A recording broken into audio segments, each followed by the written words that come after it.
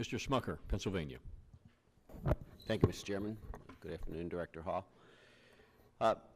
As someone who voted for the Tax Cuts and Jobs Act, I'm very proud of the work that was done and pleased with the impact on individuals that I represent in my district in Pennsylvania. I've heard from countless constituents back in my district about the benefits that they've seen. For instance, using just a first name, Gage from Lancaster County shared, we're a family of 4, and we will use the savings that we've seen towards purchasing our first house.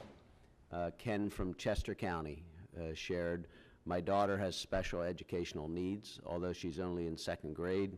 My wife and I recognize the value of a strong educational foundation and have enrolled her into a private school where any and all of our savings are going. So it's clear to me, and what I'm hearing from folks across the district, that they're seeing the impact of more money in their pockets, and it's beneficial to them.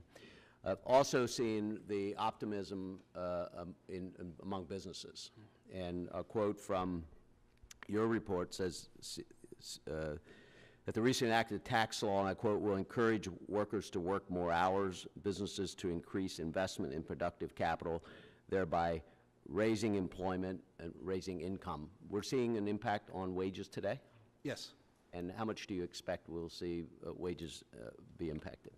Yeah, I don't have an estimate on the wages, but I can tell you about employment. We think employment's going to be an average of 1.1 million higher over the 10-year period because of the Tax Act. So that's where I was going next. So we're not only seeing more money in individuals' pockets today, but we're seeing wages rising for the first time in a while, or more than we had seen in the past. And we'll see 1.1 million, that's what you just said, 1.1 million more jobs created over the next 10 years as a direct result of the Tax Cuts and Jobs Act. Yes.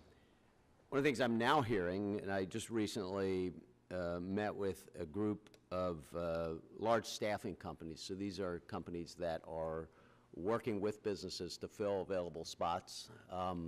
And the availability of individuals to fill that spots has reached almost a crisis point for a lot of businesses.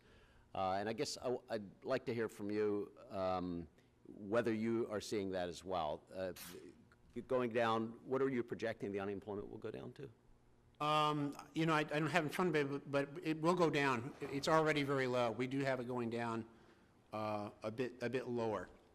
And we do think to about 3.3%? That sounds about like right, that? Yeah. Which is historically very low, right? Right. Well, it's already historically low. Right. 3.3% would be very low. Yes. So what I've heard from these individuals, and this is anecdotal, but I wanted to get your thoughts on this, businesses are ready to reinvest back into building factories and creating jobs here, but literally today still are forced to make decisions about where they'll locate a new plant or where they'll locate their operations based on available workforce.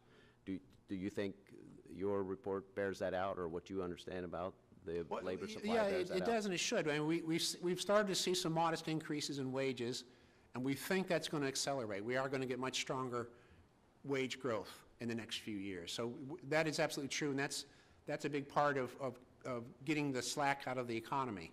So do you think that lack of labor availability will impact economic growth over the next 10 years? Well, I think it will. I think it's going to encourage labor force participation over what I'd like would to have get been to that. I'm without sorry, it. I'm running out of time. So Okay. can you, 62% labor force, or 63% is the current labor force participation rate. Can you give us some historical perspective on that? Well, it's already a little bit of a low level, and it's a low level because we have an aging population. And the long-term trend actually for that is it's going to go down as people age out. But what will happen from the tax bills, we will get some stimulus. We will have that not decline so fast as it was before, and it'll hold up, we think, as a result. Yeah. Is there an opportunity, and I wish I had a little more time to talk with it, but I've felt, businesses are saying this is a very real problem. They can't find available spots. Is there an opportunity to build more participation in the labor workforce? I've always felt like we haven't made that connection very well, providing the skills training and so on to connect people with the jobs that are available. Is there an opportunity for us there?